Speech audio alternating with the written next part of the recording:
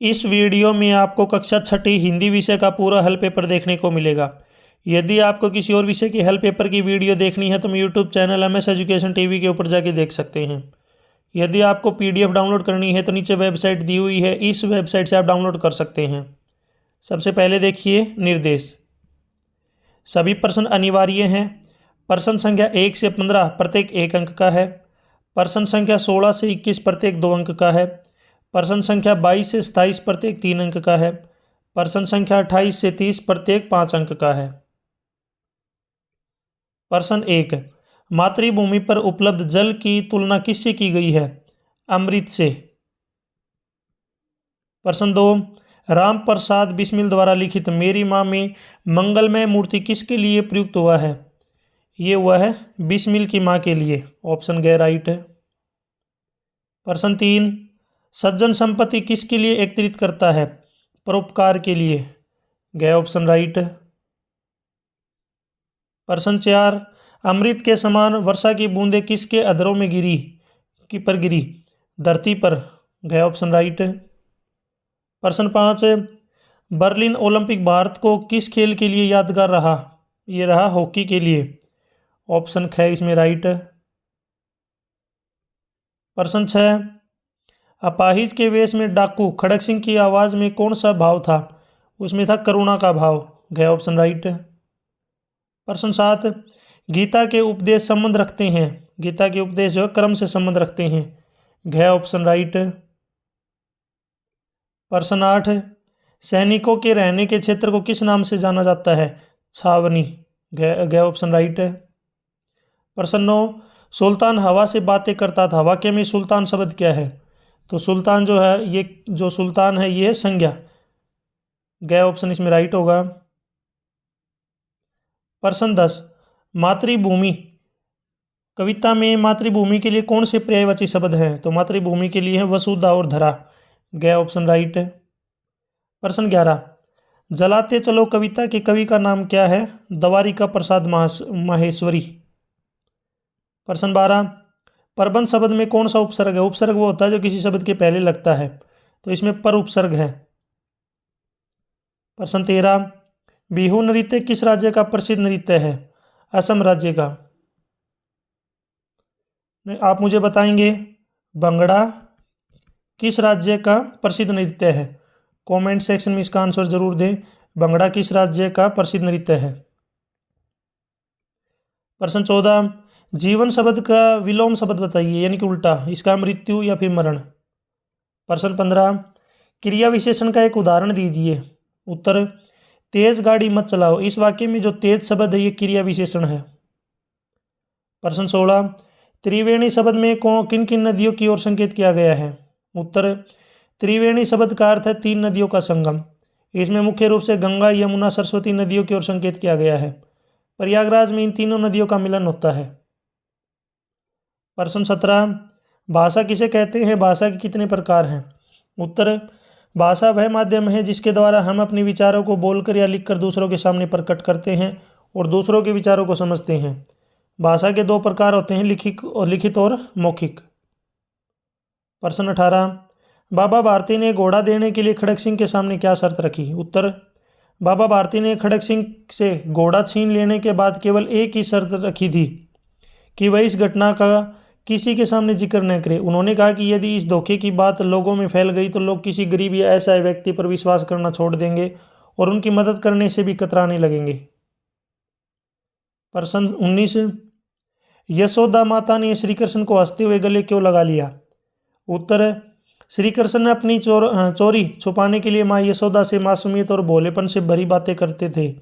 उनकी इन भोली और चतुराई भरी बातों से यशोदा माँ बहुत प्रसन्न हो जाती है। बालकृष्ण की मासूमियत और नटखटपन को समझकर वे स्नेहवश उन्हें हंसते हुए अपने गले से लगा लेती है। प्रश्न 20, नौकरी की चाह में आए लोगों ने नौकरी पाने के लिए कौन कौन से प्रयत्न किए? उत्तर, नौकरी की चाह में आए लोगों ने अपने आप को अच्छा दिखाने के लिए कई प्रयास किए। जो लोग देर से उठते थे वे प्रातःकाल उठने लगे। जो नौकरों को परेशान करते थे वे उनसे प्रेम से बोलने लगे। किताबों से घृणा करने वाले लोग भी बड़े बड़े ग्रंथ पढ़ने का दिखावा करने लगे। प्रश्न 21, निम्नलिखित दोहे का भावार्थ स्पष्ट कीजिए। यहाँ पे दोहा है, तरुवर फल नहीं खाता है, सरवर पियहि न पान, कही रहीम पर काज सहित, संपत्ति संचयी सुजान। इसका उत्तर है, रहीमन दास जी कहते हैं कि जिस प्रकार वृक्ष अपने फल स्वयं नहीं खाते और सरोवर अपना पानी स्वयं नहीं पीते, उसी प्रकार सज्जन व्यक्ति अपनी संपत्ति का संचय अपने स्वार्थ के लिए नहीं बल्कि दूसरों की भलाई यानी कि परोपकार के लिए करते हैं। प्रश्न 22, समय के बदलने के साथ साथ स्त्रीय नृत्य की परंपरा में क्या बदलाव आया है? उत्तर, स्त्रीय नृत्य भारतीय शास्त्रीय नृत्य शैलियों में से एक है। स्त्रिया नाम असम के मठों से आया है। 19वीं सदी तक स्त्रिया नृत्य केवल पुरुष नर्तक ही समर्पित और आध्यात्मिक तरीके से प्रस्तुत करते थे। आगे चलकर स्त्रिया नृत्य मठों से बाहर निकला और महिलाएं भी स्त्रिया नृत्य सीखने लगी। आधुनिक दौर में महिलाएं स्त्रिया कलाकारों के लिए मंच पर नृत्य करना आम बात हो गई है। प्रश्न 23, मॉरिशस छोटे पैमाने पर भारतवर्ष ही है, कैसे? उत्तर, मॉरिशस में बड़ी संख्या में भारतीय मूल के लोग रहते हैं। वहाँ की लगभग 67% जनसंख्या भारतीय मूल की है। लगभग 53% लोग हिंदू हैं। ईख की खेती और उनके व्यापार में भी भारतीयों का महत्वपूर्ण योगदान है, इसलिए मॉरिशस को छोटे पैमाने पर भारतवर्ष कहा जाता है। प्रश्न 24, बिहू एक कृषि आधारित त्यौहार है, कैसे? उत्तर, बिहू एक कृषि आधारित त्यौहार है क्योंकि यह खेती और फसलों से जुड़ा हुआ है। यह त्यौहार वर्ष में 3 बार मनाया जाता है। पहली बार जब किसान खेतों में बीज बोते हैं, दूसरी बार जब धान की रोपाई की जाती है, तीसरी बार जब फसल पककर तैयार हो जाती है। इसलिए बिहू किसानों के जीवन और कृषि कार्यों से संबंधित त्यौहार है। प्रश्न 25, हम कैसे कह सकते हैं कि बिस्मिल की माँ स्वतंत्र और उदार विचारों वाली थी? उत्तर, हाँ, बिस्मिल की माँ स्वतंत्र और उदार विचारों वाली महिला थी। वे बिस्मिल को हर क्षेत्र में आगे बढ़ने के लिए प्रेरित करती थी। वे उन्हें देश सेवा के लिए विभिन्न सभाओं और सम्मेलनों में भाग लेने के लिए उत्साहित करती थी।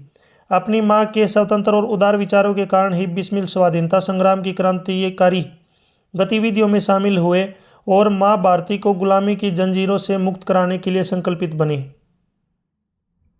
प्रश्न 26, आपके द्वारा की गई किसी यात्रा का वर्णन अपने शब्दों में कीजिए। उत्तर, पिछली गर्मियों की छुट्टियों में मुझे अपने परिवार के साथ शिमला जाने का अवसर मिला। हमने पहाड़ों के बीच से गुजरती टॉय ट्रेन का सफ़र किया, जहां ऊंचे ऊंचे देवदार के पेड़ और गहरी खाइयां देखने के में बहुत रोमांचक था। शिमला पहुंचकर हमने प्रसिद्ध माल रोड पर सैर की और कुफरी में घुड़सवारी का आनंद लिया।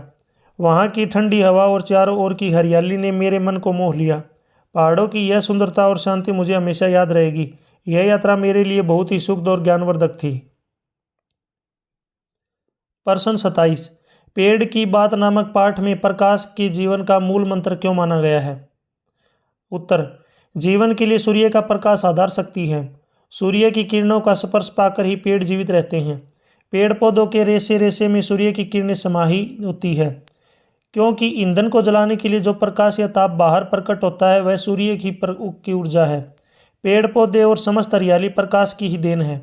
पशु पेड़ पौधे खाकर अपने प्राणों का निर्वाह करते हैं और पेड़ पौधे से सूर्य का प्रकाश समाया हुआ है। अनाज व सब्जियां न मिलने पर हम भी जीवित नहीं रह सकते। इस प्रकार सोचकर देखो कि जो हम भी प्रकाश के कारण ही जीवित हैं। इसलिए प्रस्तुत पाठ में प्रकाश के जीवन का मूल मंत्र माना गया है। प्रश्न 28, गद्यांश को पढ़कर पूछे गए प्रश्नों के उत्तर दीजिए। तो एक बार इस गद्यांश को अच्छे से आप पढ़ लीजिए। इससे संबंधित जो प्रश्न पूछे गए हैं इनके आंसर आपको देने हैं। इसमें पहला प्रश्न है, मेजर ध्यानचंद ने अपनी चोट का बदला कैसे लिया? विपक्षी टीम के विरुद्ध झटपट 6 गोल करके। प्रश्न 2, थोड़ी देर बाद पट्टी बांधकर मैदान में कौन पहुंचा? मेजर ध्यानचंद। प्रश्न 3, बुराई शब्द का विपरीतार्थक शब्द लिखिए। अच्छाई। प्रश्न 4, माइनर्स टीम का खिलाड़ी मेजर ध्यानचंद को क्यों देखता रहा? उत्तर, वह खिलाड़ी इस डर से मेजर ध्यानचंद को देखता रहा कि ध्यानचंद बदला लेने के लिए कब उनके सिर पर अपनी हॉकी स्टिक मारेंगे। प्रश्न 5, हॉकी खेल पर 2 वाक्य लिखिए। उत्तर, हॉकी भारत का राष्ट्रीय खेल है जिसमें मेजर ध्यानचंद ने विश्व स्तर पर देश का नाम रोशन किया। यह खेल 2 टीमों के बीच खेला जाता है। इसमें खिलाड़ी हॉकी स्टिक की मदद से गेंद को गोल पोस्ट में डालने का प्रयास करते हैं। आप मुझे कमेंट सेक्शन में अपना फेवरेट खेल बताएंगे। अपना फेवरेट खेल कौन सा है, यानी कि आप कौन सा खेल खेलते हैं, कमेंट सेक्शन में ज़रूर बताएं, या फिर आप कौन सा गेम देखते हैं। 29 का, अपने स्कूल के मुख्य अध्यापक को फीस माफ़ी के लिए प्रार्थना पत्र लिखिए।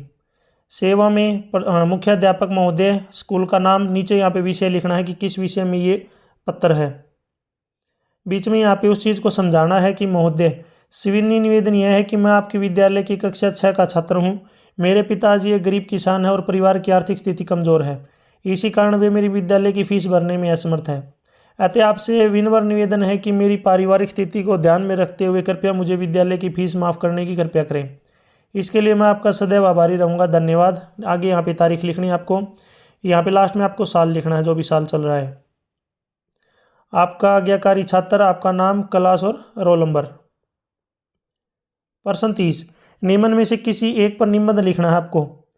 पहला, विद्यार्थी जीवन आदर्श जीवन। दूसरा, खेलों का महत्व। तीसरा, स्वतंत्रता दिवस। चौथा, समय का सदुपयोग। और पांचवा, दशहरा, विजयदशमी। यह आपको विवेकानुसार खुद करना है, यानी कि आप अपनी समझ के अनुसार कौन सा भी कर सकते हैं जो आपको अच्छे से आता है। यहाँ तक वीडियो अपनी कंप्लीट हो चुकी है। वीडियो अच्छी लगी हो तो इसको लाइक करें, अपने दोस्तों के साथ जरूर शेयर करें। कोई डाउट है तो आप मेरे से कमेंट सेक्शन में पूछ सकते हैं। यदि आपको इसकी PDF डाउनलोड करनी है तो डायरेक्ट जो कि यहाँ पे नीचे आपको कोने में वेबसाइट दिख रही है, इस वेबसाइट को डायरेक्ट गूगल के ऊपर टाइप करके वहाँ से PDF आप डाउनलोड कर सकते हैं। Thanks for watching.